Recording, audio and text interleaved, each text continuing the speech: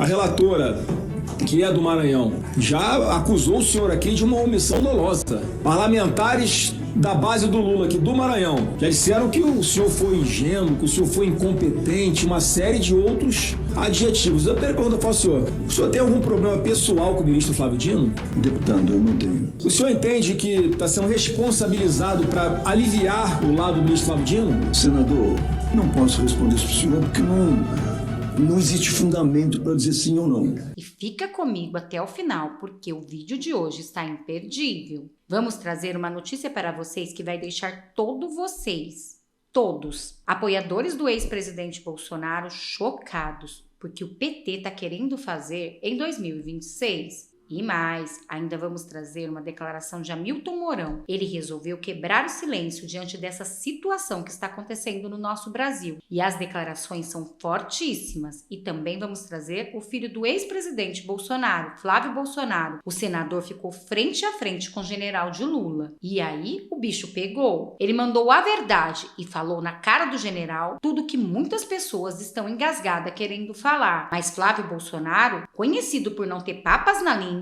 mandou toda a verdade, não poupou palavras e nem críticas. E olha o que ele disse para o general de Lula. Quero agradecer a presença dos senhores aqui. Obviamente foi em função, sim, do que foi desnudado com as imagens que foram divulgadas na CNN, que essa comissão parlamentar mista de inquérito ganhou fôlego. Eu não sei se o senhor e seu time jurídico conseguiram perceber que tem uma tropa do Maranhão aqui nessa CPMI, escalada pelo ministro Flávio Dino, que claramente tentam fazer do senhor a barreira para se chegar até Flávio Dino, contando que a bomba estoure no colo do senhor. A relatora, que é do Maranhão, já acusou o senhor aqui de uma omissão dolosa.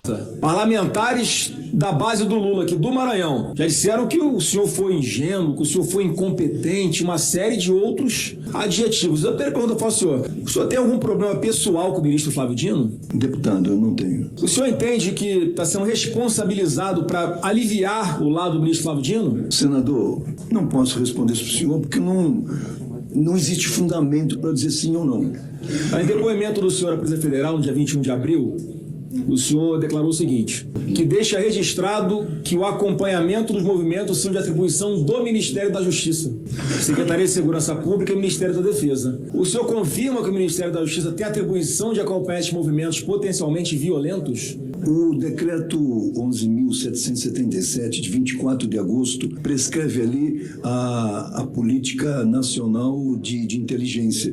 E a responsabilidade por otimizar ela é do Ministério da Justiça. Isso é de praxe. Obrigado, senhor general, porque aqui há quem defenda que o Ministério da Justiça não tem absolutamente nada a ver com a segurança aqui no Distrito Federal. E o GSI também tem atribuição de acompanhar esses movimentos? Senador, o próprio Saulo disse aqui que o principal cliente dele é a Secretaria de Segurança do GDF. Então tem também atribuição de acompanhar e fornecer as informações aos seus superiores. Tem mais uma declaração do senhor no depoimento da PF, que dentro do GSI existe a Secretaria de Coordenação de Segurança Presidencial, que avalia o nível de criticidade de eventuais movimentos que estejam acontecendo no território nacional a partir de informações recebidas de outros órgãos e agências, principalmente de Secretaria de Segurança Pública. Eu pergunto ao senhor, o senhor lia as mensagens enviadas pelo senhor Saulo? Eu lia todas as mensagens enviadas pelo doutor Saulo. O Saulo eu coloquei na direção da BIM, um amigo de longo tempo. Trocávamos, nesse período inicial de uma semana, mensagem pelo celular particular dele e com o meu. Obrigado. Eu até relembro aqui algumas falas que o senhor fez em relação ao senhor Saulo, que é uma pessoa espetacular. Sua fala sempre foi 100% verdadeira. E o senhor confirmando que lia as mensagens também. E aí é uma contradição que ficou clara para todo mundo aqui, senhor general, com todo respeito. Pode botar a foto 1 para mim, por favor? Porque ela diz aqui o seguinte, né? No dia 5/1/23, às 16 horas e 13 minutos, o senhor Saulo já enviando para o senhor a convocação de atos para os dias 7 e 8 deste mês de janeiro.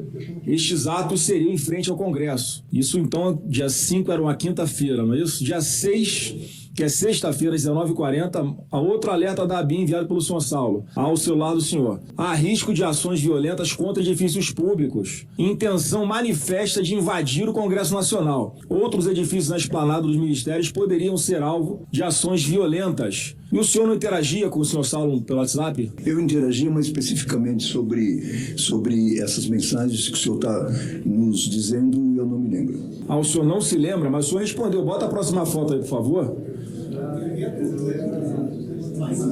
Que o senhor respondeu.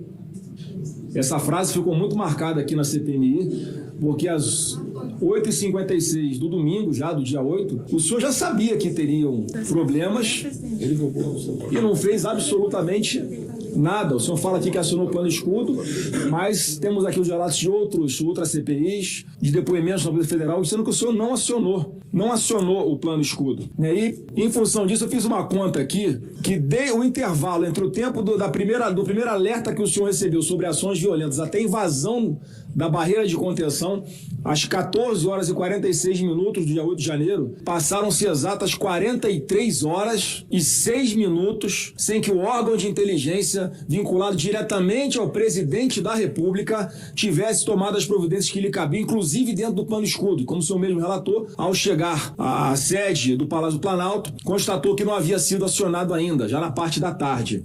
Viram, gente? O senador está botando para quebrar e ainda está relatando todas as provas e praticamente colocando na cara do general de Lula. E aí, diante de todas essas provas na mão do senador, ele ainda vai continuar dizendo que não? E olha o que vai dizer o senador agora. Eu faço uma leitura aqui rápido sobre algumas passadas do senhor pela caserna. O início da carreira foi controverso. Foi punido por ter praticado atos contra a honra e o pundonor, decoro individual militar, utilizando-se comprovadamente meios ilícitos na realização de uma verificação para julgamento. Foi punido com 30 dias de prisão às vésperas de sua formatura. Houve uma sindicância para apurar o caso, ou seja, teve o contraditório para a defesa, houve dolo, foi preso, foi culpado. Em 7 de janeiro de 2003, ingressou no governo Lula nomeado como assessor-chefe da segurança do presidente Lula.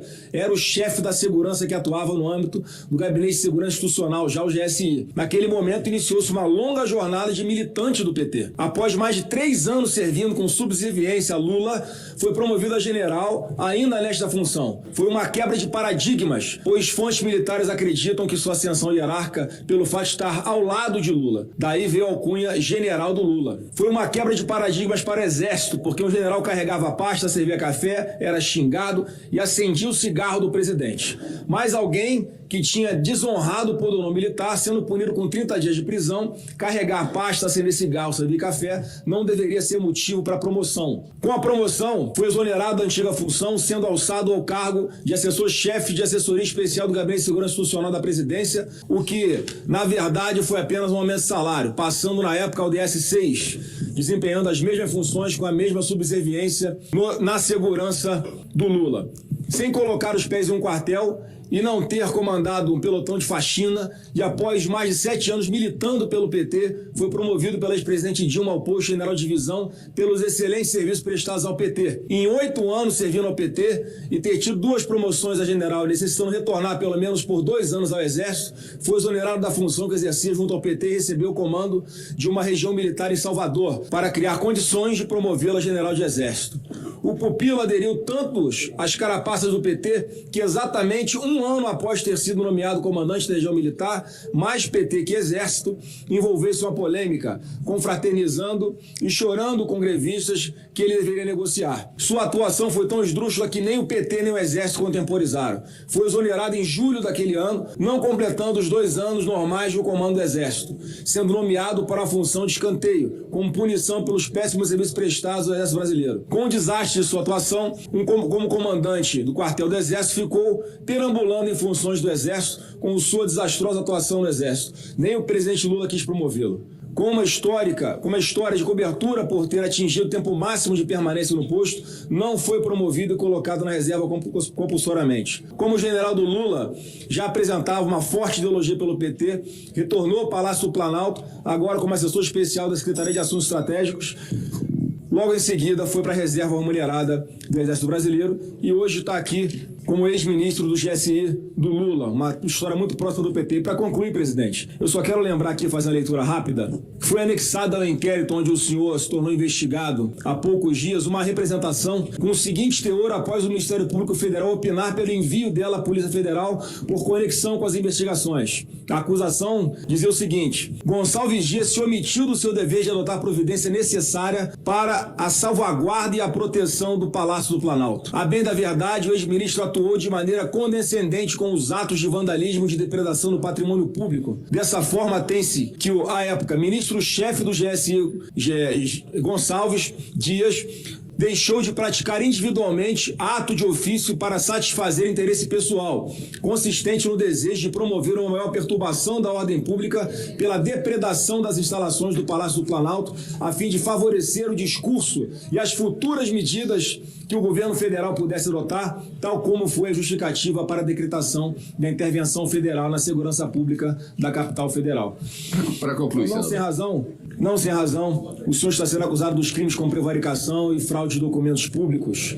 E pelas informações que já temos e pelo que testemunhei aqui hoje, o senhor é o fusível que vai queimar para impedir que a bomba estoure no colo de Flávio Dino. Viram, gente? Na verdade, colocaram o G. Dias como boi de piranha. E agora vai cair tudo no colo dele.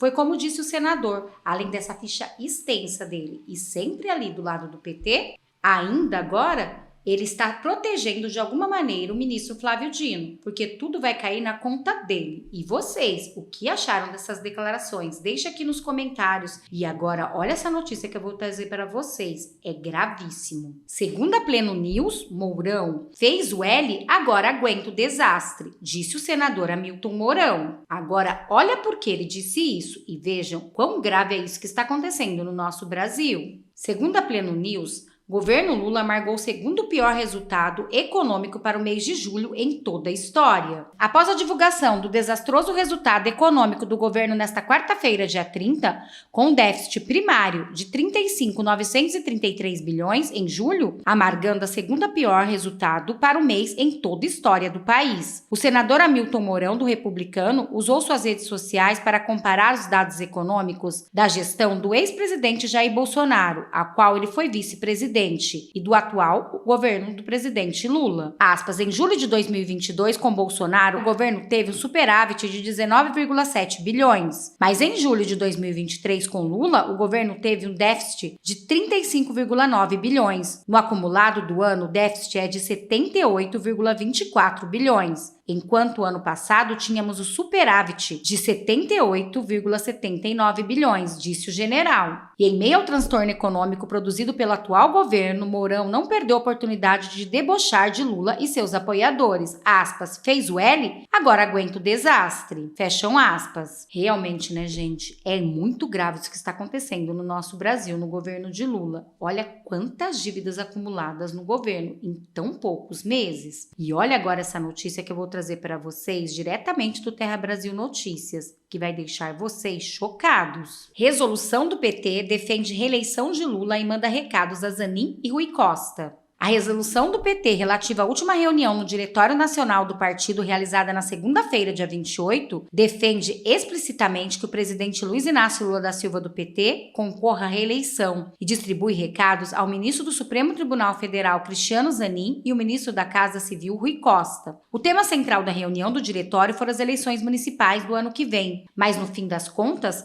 temas nacionais acabaram dominando o debate. O diretório é composto por cerca de 100 integrantes e a maioria participou do encontro. A resolução tem 37 pontos. A reeleição de Lula é mencionada de forma explícita em 3 itens, logo no primeiro tópico. O partido sustenta que as eleições municipais de 2024 demarcaram um momento estratégico para a construção da sólida aliança popular e democrática que promova a recondução do governo Lula em 2026. Já no ponto 29, o PT afirma que nesse terceiro governo Lula prepara as bases não apenas para um quarto governo Lula, cujas eleições de 2024 é um momento essencial, mas deve buscar consolidar um amplo bloco de alianças na sociedade. Já no item 37, o partido fala em promover a mobilização social no maior número possível de municípios, para a construção política de muitas vitórias eleitorais, para mudar a realidade das cidades e localidades, e contribuir com a transformação necessária para o país, para reeleger Lula em 2026. e fortalecer o projeto democrático e popular do país. É a primeira vez que o PT se manifesta oficialmente de forma explícita em defesa da reeleição de Lula, algo que o próprio presidente trabalha no campo das hipóteses. Nas eleições do ano passado, Lula chegou a refutar a reeleição, mas progressivamente vem moderando o discurso de modo a deixar essa possibilidade em aberto. Realmente é grave ou não é, gente, o que está acontecendo no nosso Brasil? Eles querem reeleger Lula para 2026. Bom, esse foi o vídeo de agora, espero que vocês tenham gostado, peço que vocês se inscrevam no canal, curte, compartilha, comenta, ative o sininho de notificações para não perder nenhum dos nossos vídeos. Muito obrigada a todos, eu vou ficando por aqui, até daqui a pouco eu volto com mais notícias, mais vídeos e mais reacts para vocês.